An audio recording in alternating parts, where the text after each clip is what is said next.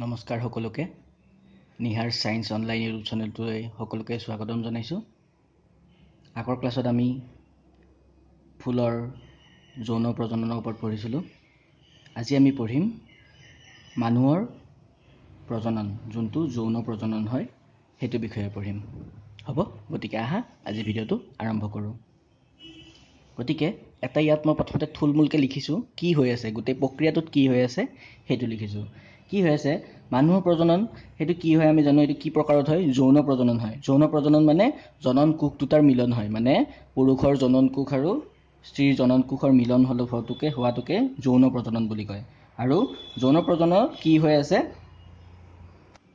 ইয়াত কি হৈ আছে জানানে, এই যে পুংজনন কোষ আছে আৰু স্ত্ৰী জনন কোষ, আমাৰ মানুহৰ ক্ষেত্ৰত পুংজনন কোষৰ আমাৰ জনন কোষটো কাক কয় জানানে, শুক্ৰাণুক কয়। শুক্ৰাণু মানে ইংলিছত স্পাৰ্ম। আৰু স্ত্ৰী জনন কোষৰ জনন কোষটো কাক কয় জানানে, ডিম্বকোষক কয়, যোনটোক এগ বা অভাম যিকোনো বুলি কোৱা হয়। বুজিছা, সেই দুটাৰ দেখিছা, সেই দুটাৰ যেতিয়া মিলন হয়, পৰস্পৰ মিলন হয়, মিলন হ'লে কি হয় জানানে, যোজন কোষ বনে। যোজন কোষ মানে জাইগট, আৰু সেই জাইগটটো লাহে লাহে ডেভেলপ হৈ মেলি লাহে লাহে ডাঙৰ হৈ মেলি ভ্ৰূণ বনে। ভ্ৰূণ মানে এম্ব্ৰায়, আৰু এম্ব্ৰায়টোৱে গৈ মেলি পিছত এই জটায়ুত যাই মেলি লাগি ধৰে, জটায়ুত লাগি এইটো ডাঙৰ হৈ পিছত যাই মেলি মানুহ এটাৰ জন্ম হয়। সেইখিনি বস্তু আমি পঢ়িম। এতিয়া ইয়াত কি হৈ আছে আমি থুলমূলকৈ মাত্ৰ সেইটো গম পালোঁ। হ'ব, এতিয়া তোমালোকে দেখিছা যে মানুহে জন্মৰ পৰাই মানুহৰ মানে যোনবিলাক জনন কোষ থাকে বা জনন তন্ত্ৰ থাকে, সেইবিলাক জন্মৰ পৰাই পূৰ্ণত নহয়, সেইবিলাক লাহে লাহে পূৰ্ণত হয়, এটা সময়ৰ পিছত পূৰ্ণত হয়। যেনেকৈ ল'ৰাৰ ক্ষেত্ৰত 11 পৰা 13 বছৰৰ ভিতৰত পূৰ্ণত হয়, আৰু ছোৱালীৰ ক্ষেত্ৰত 10 পৰা 12 বছৰৰ ভিতৰত পূৰ্ণত হয়। এই সৰুৰ পৰা কিয় নহয় জানানে, সৰুৰ পৰা প্ৰথমতে বাকী যোনবিলাক আমাৰ বিভিন্ন ধৰণৰ অংগ আছে, কাৰণ আমি বহুকোষী জীৱ ন, গোটেইবিলাক কোষ স্পেচিয়েলাইজ হ'ব লাগিব। গোটেইবিলাক কোষ সেনেকৈ সৰুৰ পৰা বাকীবিলাক কোষ ডেভেলপ হয়, বাকীবিলাক কোষ সেনেকৈ ডাঙৰ হয়। আৰু মানে জীৱনকালৰ এটা সময় এনেকুৱা আহে, তেতিয়া কি হয় জানে, দেহৰ যোনবিলাক সাধাৰণ বৃদ্ধি প্ৰক্ৰিয়া আছে, বাকী যোনবিলাক অংগৰ সাধাৰণ বৃদ্ধি প্ৰক্ৰিয়া আছে, সেই প্ৰক্ৰিয়াবিলাক লাহে লাহে কমি আহে। আৰু সেই কমি অহাৰ পিছত কি হয়, এই প্ৰজনন কলাবিলাকৰ পূৰ্ণতা তেতিয়া লাভ হয়। সেই তেতিয়া লাহে লাহে প্ৰজনন কলাবিলাকৰ গ্ৰ'থটো বাঢ়ি যায়, বৃদ্ধিটো বাঢ়ি যায়। আৰু সেই সময়কালটোকে কি বুলি কয় জানানে, সেই কিশোৰ কালটোকে হয়তো যৌৱনকাল বুলি কয় বা কন্যাকাল বুলি কয়, যোনটোক ইংলিছত পিউবাৰ্টি বুলি কয়। পিউবাৰ্টি আহা বুলি কয় যে, সেইটোকে কয়। বয়সটো কোনটো, মেলৰ ক্ষেত্ৰত 11 পৰা 13 আৰু ছোৱালীৰ ক্ষেত্ৰত 10 পৰা 12। এতিয়া যৌৱনকাল বা কন্যাকাল কেতিয়া আহিছে কেনেকৈ গম পোৱা যায় জানানে, যৌৱনকাল বা কন্যাকাল আহোঁতে এজন মানুহৰ, ল'ৰাই হওক বা ছোৱালী হওক, বিভিন্ন ধৰণৰ পৰিৱৰ্তন হ'ব ধৰে। যেনেকৈ শাৰীৰিক পৰিৱৰ্তন হওক, মানসিক পৰিৱৰ্তন হওক, বিভিন্ন ধৰণৰ পৰিৱেশ হ'ব ষ্টাৰ্ট কৰে। শাৰীৰিকভাৱে কেনেকৈ হয় জানানে, এই কাষলতি তল বা কৰঙং বা এই যে আমপ্ৰিত বুলি কয় বা ঠাই বুলি কয়, সেইবিলাকত কি হয়, লাহে লাহে নোম আহা আৰম্ভ কৰে। বা যোনবিলাক যৌনাংগৰ কাষ আছে তাতো চুলি গজা ষ্টাৰ্ট হয়। বা আমাৰ মুখবিলাক তেলতীয়া হয়, যাৰ বাবে কি হয় জানানে, মুখত শালমইনা গজাও ষ্টাৰ্ট হয়, যোনটো পিম্পলছ বুলি কয়। এইখিনি বস্তু ল'ৰা বা ছোৱালী চবৰ তাত একেই হয়, পিম্পলছ হোৱা, আৰ্মপিট ঠাই বা যোনটো কাষলতি কয় বা যৌনাংগৰ কাষত চুলি গজা, এইবিলাক চবৰ তাত নৰ্মেল হয়। এতিয়া ল'ৰাৰ তাত পৃথক কি হয় জানানে, ল'ৰাৰ তাত কি হয়, এই লিংগ ডাঙৰ হ'ব ধৰে, লাহে লাহে মাতটো গৰগলীয়া হয় আৰু ভাঙি যায় মাতটো, বুজিছা, আৰু মুখত লাহে লাহে দাঢ়ি অহা আৰম্ভ কৰে। এইবিলাক ল'ৰাৰ ক্ষেত্ৰত হয়। আৰু ছোৱালীৰ ক্ষেত্ৰত কি হয় জানানে, ছোৱালীৰ ক্ষেত্ৰত কি হয়, স্তন যোনটো ব্ৰীজ বুলি কয়, সেইবিলাক ডাঙৰ হ'ব ধৰে। তাৰপিছত যোনটো ঋতুচক্ৰ আছে, মেনচুৰেল চাইকেল আৰম্ভ হোৱা ষ্টাৰ্ট হয়। মেনচুৰেল চাইকেল কি হয় আমি অলপ পিছত পঢ়িম। তো মেনচুৰেল চাইকেল ষ্টাৰ্ট হয়, ঋতুচক্ৰ বুলি কয় অসমীয়াত, সেইটো ষ্টাৰ্ট হয়। তাৰপিছত স্তন ডাঙৰ হয়, বা এনেকুৱা ধৰণৰ পৰিৱৰ্তনবিলাক দেখা পোৱা যায়। মানুহৰ ক্ষেত্ৰত কি, ল'ৰাৰ ক্ষেত্ৰত কি হয়, ছোৱালীৰ ক্ষেত্ৰত কি হয় আমি গম পালোঁ। এতিয়া এইখিনি পিউবাৰ্টি হ'লে কেনেকৈ কি চেঞ্জ হয় সেইখিনি কথা গম পালোঁ। এতিয়া আমি পৃথককৈ চাব লাগিব পুংজনন তন্ত্ৰ, মানে মেলৰ তাত কেনেকৈ কি হৈ আছে, মানে শুক্ৰাণু কেনেকৈ বনি আছে, আৰু ফিমেলৰ তাত ডিম্বাশয় কেনেকৈ বনি আছে বা ডিম্বকোষ কেনেকৈ বনি আছে, সেইটো চাব লাগিব। তো গতিকে আমি এতিয়া সেইটোলৈ আৰম্ভ কৰিম, বুজিছা। তো ইয়াত মই যিমানখিনি পাৰোঁ থুলমূলকৈ দেখাইছোঁ। প্ৰথমতে চোৱা, পুংজনন তন্ত্ৰ, আমি প্ৰথমতে পুংজনন তন্ত্ৰটো জানিব লাগিব কি হয়। তো চোৱা, এইটো এটা ডায়েগ্ৰাম, যোনটো কিতাপতো আছে, কিতাপৰ পৰাই মই আঁকিছোঁ। তো আৰু এবাৰ মই কৈ দিছোঁ কোনটো কি হয়। এইটোক কোৱা হয় শুক্ৰাশয়, যোনটো আমি আগৰ পাঠতো পাইছিলোঁ, হৰম'ন পঢ়োঁতে পাইছিলোঁ, মনত আছে যদি তোমালোকৰ। শুক্ৰাশয়, শুক্ৰাশয়টো য'ত থাকে সেইটোক কোৱা হয় শুক্ৰথলী। তাৰপিছত যোনডাল পাইপে বা যোনডাল নলীয়ে এই শুক্ৰাশয়ৰ পৰা শুক্ৰাণুবিলাক বনাৰ পিছত লৈ যায় সেইডালক কোৱা হয় শুক্ৰাবাহী নলী। তাৰপিছত এই পাইপডাল গৈ মেলি ওপৰত যাই মেলি লগ হয় প্ৰথমতে শুক্ৰাধাৰৰ লগত। শুক্ৰাধাৰ আছে, মূত্ৰনলী আছে, মূত্ৰবাহী নলী আছে, মূত্ৰাশয় আছে, তাত প্ৰস্টেট গ্ৰন্থি থাকে। প্ৰস্টেট গ্ৰন্থিৰ পিছত দুইডাল একেলগে লগ হৈ যায়, মানে শুক্ৰাবাহী নলী আৰু মূত্ৰবাহী নলী লগ হৈ মেলি একেলগে সেইডাল বাহিৰলৈ ওলাই যায়, যোনটো লিংগৰ মাজেদি পাৰ হৈ যায়, যোনটোক মূত্ৰনলী বুলি কয়। বুজিছা? এই গোটেইখিনি অংগই আছে আমাৰ পুংজনন তন্ত্ৰত। এতিয়া কি আছে? পুংজনন তন্ত্ৰ মেইনলি দুটা ধৰণেদি বনা থাকে, মানে দুটা বেলেগ বেলেগ ধৰণৰ অংগ দি পুংজনন তন্ত্ৰ বনা থাকে। সেই দুটা অংগ কি জানানে? এটা কোৱা হয় জনন কোষ সৃষ্টি কৰা অংগ, যোনটোক কোৱা হয় শুক্ৰাশয়, আৰু এটা কোৱা হয় জনন কোষবোৰ স্থানান্তৰ কৰা অংগ, মানে জনন কোষৰ পৰা মানে এই শুক্ৰাশয়ৰ পৰা শুক্ৰাণু বনিলে, মানে স্পাৰ্ম বনিলে, সেই স্পাৰ্মখিনিকতো এতিয়া লৈ যাব লাগিব, সেই লৈ যোৱা অংগবিলাক বেলেগ। সেই লৈ যোৱা অংগবিলাকত কি পৰে? শুক্ৰবাহী নলী পৰে, শুক্ৰাধাৰ পৰে আৰু প্ৰস্টেট গ্ৰন্থি পৰে। এতিয়া আমি প্ৰথমতে চাব লাগিব শুক্ৰাশয়ৰ বিষয়ে। যিহেতু মই কৈছোঁ দুটা ধৰণৰ, প্ৰথমতে জনন কোষ সৃষ্টি, প্ৰথমতে শুক্ৰাণুবিলাকতো জন্ম হ'ব লাগিব, তো সেইকাৰণে আমি প্ৰথমতে চাম শুক্ৰাশয়ৰ বিষয়ে। তো শুক্ৰাশয়ত কি হৈ আছে? শুক্ৰাশয়ত কি হৈ আছে জানানে? শুক্ৰাশয়ত শুক্ৰাণু গঠন হৈ আছে। আৰু শুক্ৰাণু কেনেকৈ গঠন হৈ থাকে জানানে? এই শুক্ৰাণু গঠন হ'বৰ কাৰণে কি হয়, এই শুক্ৰাশয়বিলাক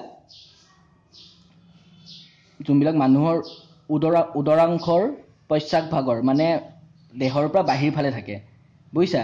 মানে এই যে শুক্ৰাথলীটো বা এই যে গোটেইখিনি দেখিছা, এইখিনি বস্তু দেহৰ পৰা বাহিৰত থাকে। এই দেহৰ পৰা বাহিৰত কিয় থাকে জানানে? কাৰণ শুক্ৰাণু গঠন হ'বৰ বাবে দেহৰ সাধাৰণ উষ্ণতাতকৈ কম উষ্ণতাৰ দৰকাৰ হয়। মানে দেহত 37 ডিগ্ৰী থাকেতো, 37 ডিগ্ৰীত শুক্ৰাণু বনিব নোৱাৰে, সেইকাৰণে তাতকৈ কম উষ্ণতা লাগে। সেইকাৰণে কি হয়, শুক্ৰাশয়বিলাক বাহিৰ ফালে থাকে। বাহিৰ ফালে যে এনেকৈ থাকে সেইটোক কোৱা হয় শুক্ৰাশয় থলী। বাহিৰ ফালে যে এনেকৈ ওলাই থাকে এই বস্তুটোক কোৱা হয় শুক্ৰাশয় থলী বুলি। এই যে ইয়াত লিখিছোঁ মই শুক্ৰাথলী বুলি, শুক্ৰাশয় থলী বুলি কোৱা হয়। কিহৰ কাৰণে বাহিৰত থাকে গম পালা?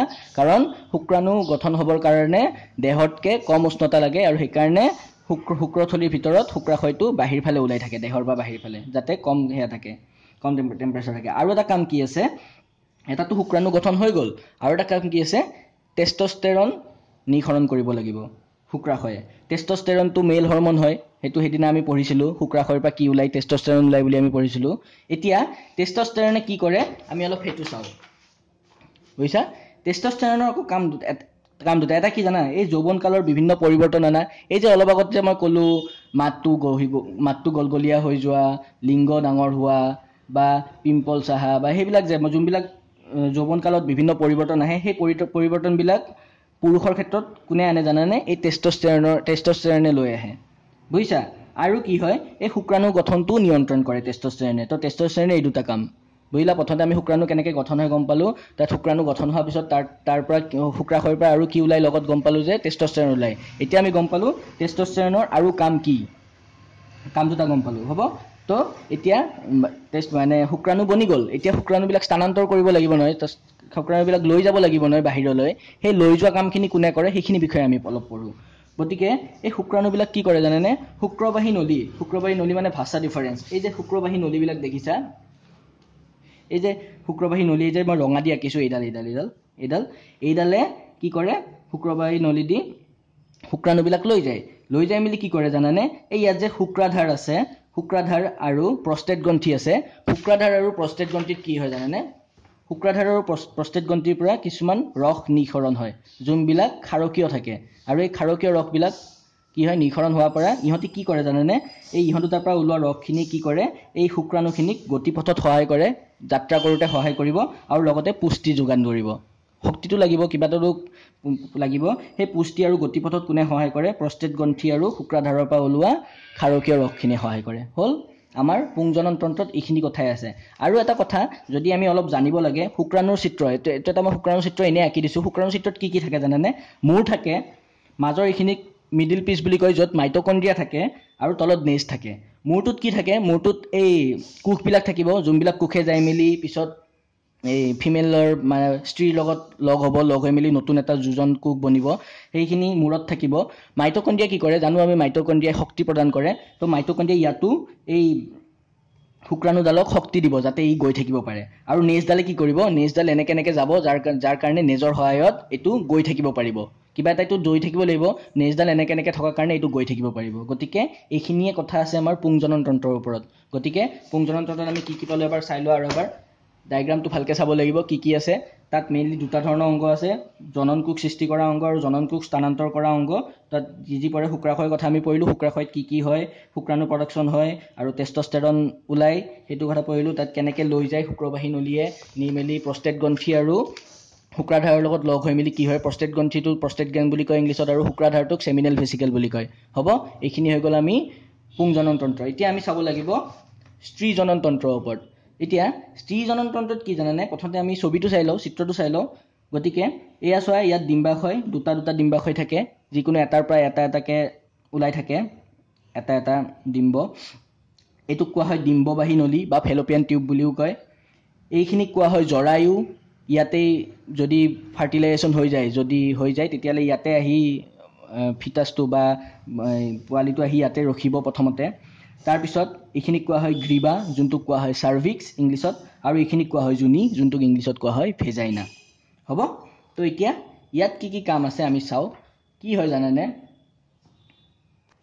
প্ৰত্যেক মাহত যিকোনো এটা ডিম্বাশয়ৰ পৰা ডিম্বকোষ পূৰ্ণ হ'ব আৰু ডিম্বকোষবিলাক ওলাব আৰু এটা কথা মনত ৰাখিবা মেলৰ ক্ষেত্ৰত কি হয় এই যে যেতিয়া পিউবাৰ্টি হয় যেতিয়া যৌৱনকাল আহে বা কন্যাকাল আহে তেতিয়াহে সিহঁতৰ এই পুংজনন কোষবিলাক যোনবিলাকক শুক্ৰাণু বুলি কয় সেইবিলাক বনা ষ্টাৰ্ট হয় কিন্তু ফিমেলৰ ক্ষেত্ৰত কি হয় জানেনে মানে স্ত্ৰীৰ ক্ষেত্ৰত জন্মৰ সময়তে এগৰাকী ছোৱালীৰ তাত মানে অসংখ্য অপৰিপক্ক ডিম্বকোষ থাকিবই সেইবিলাক কি হ'ব যেতিয়া কন্যাকাল আহিব তেতিয়া সেই যে অসংখ্য অপৰিপক্ক ডিম্বকোষ আছিলে তাৰ পৰা কিছুমান পূৰ্ণতা প্ৰাপ্তি লাভ কৰিব বুজিছা আৰু এই যে পূৰ্ণতা প্ৰাপ্তি লাভ কৰিব তাৰ কাৰণে কি হ'ব লাহে লাহে প্ৰত্যেকটো মাহত এটা ডিম্বকোষৰ পৰা মানে এটা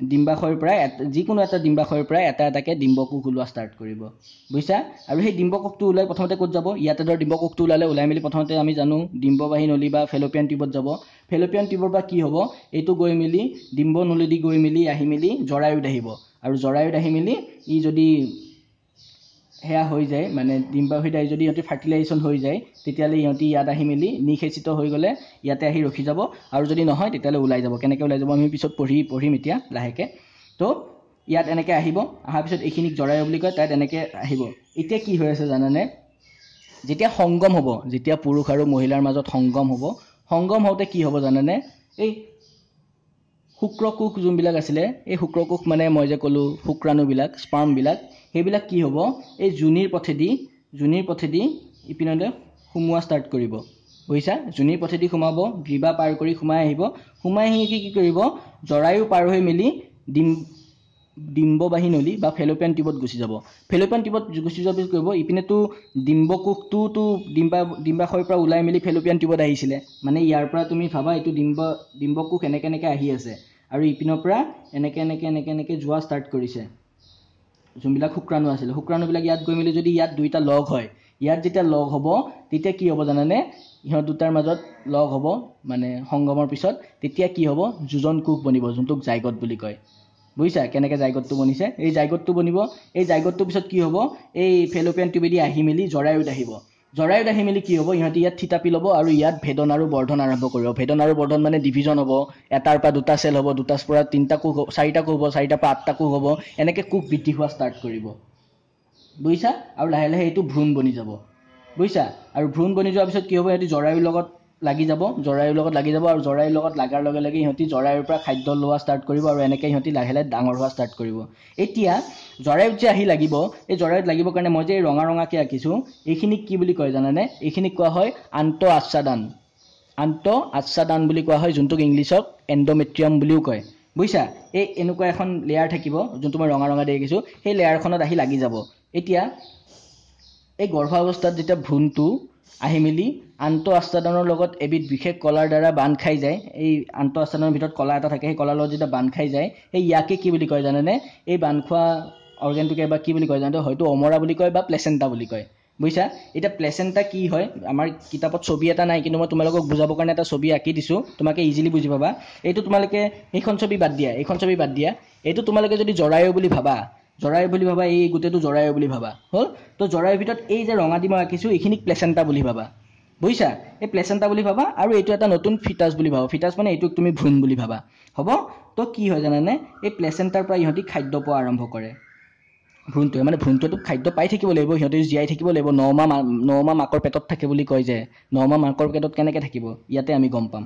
তো এই যে প্লেচেণ্টাই যে এনেকৈ ধৰি ৰাখিছে নতুন ভ্ৰূণটোক, সেই প্লেচেণ্টাৰ দুটা কাম আছে, মেইনলি দুটা কাম।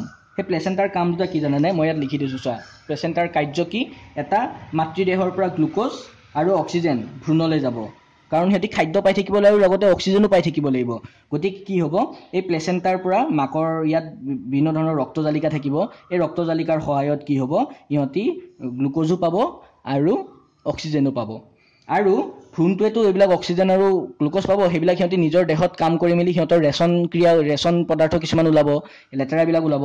সেইবিলাক কি কৰিব, সেইবিলাকে ৰক্তজালিকা দিয়ে, ছেইম এইডাল কৰ্ডডালে দিয়ে, সিহঁতি কি কৰিব, আকৌ ঘূৰাই মেলি পদাৰ্থবিলাক মাতৃদেহৰ পৰা মাতৃদেহলৈ পঠাই দিব, মানে মাকলৈ পঠাই দিব। এই মাকলৈ পঠাই দিব আৰু এনেকেই প্ৰক্ৰিয়াটো চলি থাকে। মানে ইহঁতি অক্সিজেন আৰু গ্লুক'জ দিব আৰু ভ্ৰূণটোৱে কি কৰিব, লেতেৰাবিলাক মাকৰ এই প্লেচেণ্টাত দিব, প্লেচেণ্টাৰ পৰা মাকে বাহিৰলৈ ওলাই পঠাই দিব।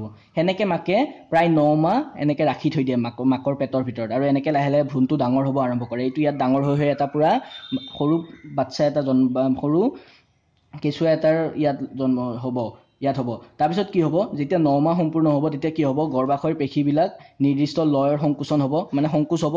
সংকোচ হোৱাৰ কাৰণে কি হ'ব, শিশু এটাৰ জন্ম হ'ব। এই শিশু এটাৰ জন্ম এনেকেই হয় গোটেই প্ৰক্ৰিয়াটো। মানে প্ৰথমতে একেবাৰে কেনেকৈ কোষ দুটা বনিছে, শুক্ৰাণু কেনেকৈ বনিছে আৰু ডিম্বকোষ কেনেকৈ বনিছে, সেই দুটাৰ পৰা সংগম হোৱাৰ পিছৰ পৰা কেনেকৈ যোগজন কোষ বনিলে, কেনেকৈ ভ্ৰূণ বনিলে, আৰু ভ্ৰূণৰ পৰা একেবাৰে লাষ্টত যায় কেনেকৈ শিশুটো বনিলে, গোটেইখিনি প্ৰক্ৰিয়া ইয়াত থুলমূলকৈ বুজোৱা হৈছে। আশা কৰোঁ তোমালোকে বুজিছা, হ'ব?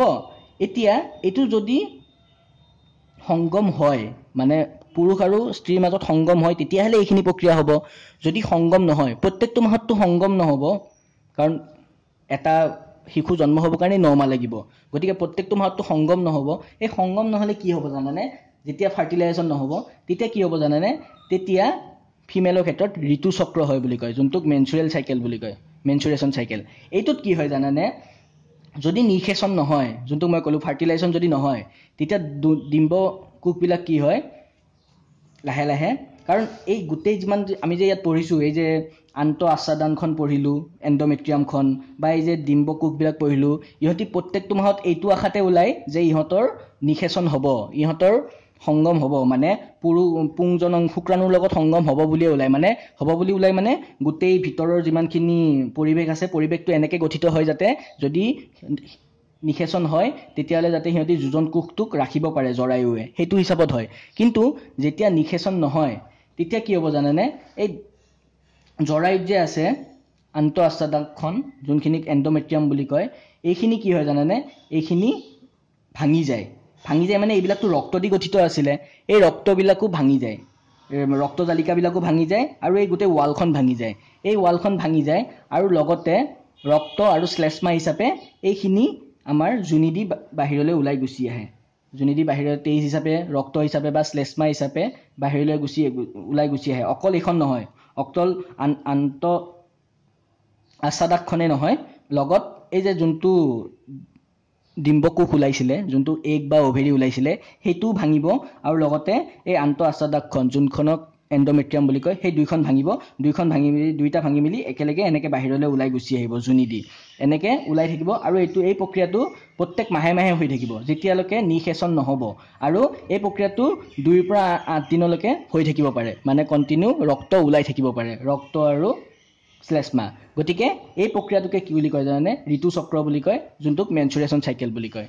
গতিকে মই আশা কৰোঁ তোমালোকে বুজিছা। আজি আমি কি পঢ়িলোঁ, প্ৰথমতে পঢ়িলোঁ কেনেকৈ মানুহৰ প্ৰজনন হয়, কেনেকৈ যৌন প্ৰজনন হয়, তাৰপিছত পঢ়িলোঁ পুংজনন তন্ত্ৰ কি, তাৰপিছত পঢ়িলোঁ স্ত্ৰী জনন তন্ত্ৰ কি, স্ত্ৰী জনন তন্ত্ৰৰ ভিতৰত কি কি হৈ আছে, তাৰপিছত পঢ়িলোঁ আমি প্লেচেণ্টা কি, প্লেচেণ্টাৰ বিষয়ে অলপ পঢ়িলোঁ। এইবিলাক কুৱেশ্যন সৰু সৰুকৈ আহে কিন্তু মনত ৰাখিবা। আৰু লাষ্টত আমি পঢ়িলোঁ ঋতুচক্ৰ কি, ঋতুচক্ৰ কি, কেনেকৈ কি হয় সেইখিনি পঢ়িলোঁ। আৰু আজি আমি এইখিনিতে ৰাখিছোঁ, ভিডিঅ'টো দীঘল হৈ গৈছে। ইয়াৰ পিছত নেক্সট ক্লাছত আমি পঢ়িম জনন স্বাস্থ্য, মানে ৰিপ্ৰডাক্টিভ হেল্থ, কেনেকৈ ৰিপ্ৰডাক্টিভ হেল্থ এছ'চিয়েটেড হয় সেইখিনি পঢ়িম, হ'ব? তো আশা কৰোঁ ভিডিঅ'টো তোমালোকে বুজি পালা। যদি ভিডিঅ'টো ভাল পালা সকলোৰে লগত শ্বেয়াৰ কৰি দিবা আজিলৈ ইমানতে সামৰিছোঁ ধন্যবাদ